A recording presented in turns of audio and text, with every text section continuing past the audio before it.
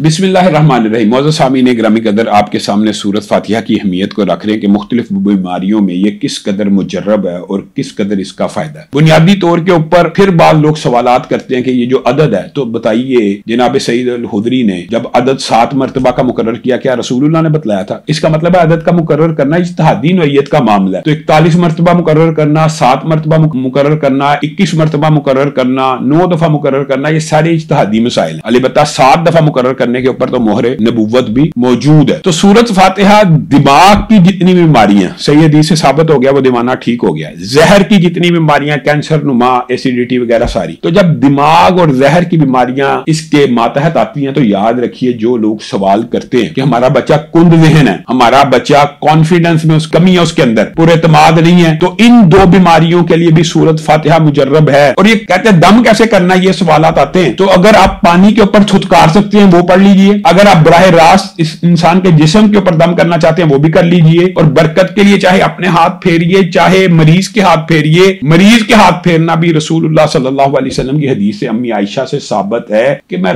दम किया करती थी और रसूलुल्लाह ही के हाथ फेरती थी कि इनसे ज्यादा बाबरकत हाथ किसके हो सकते हैं। तो दम के जो तरीके कुरान और सुन्नत में मौजूद है, थुतकारना, पानी के ऊपर थुतकारना। बाद लोग कहते हैं जी पानी के ऊपर फूंक नहीं मारनी, फूंकना मारे थुतकार दे। तो ये दम के लिए बेहतरीन तरीका यह है जिसकी दिमागी कमजोरी है, कॉन्फिडेंस में कमी है, एतमाद मौजूद नहीं है, इन तमाम बीमारियों का एक ही इलाज है। सूरत फातिहा को मेरी नजर में 41 मरतबा हर नमाज के बाद पढ़िए, हर बीमारी के लिए इंशाअल्लाह ये मुजर्रब साबित होगी।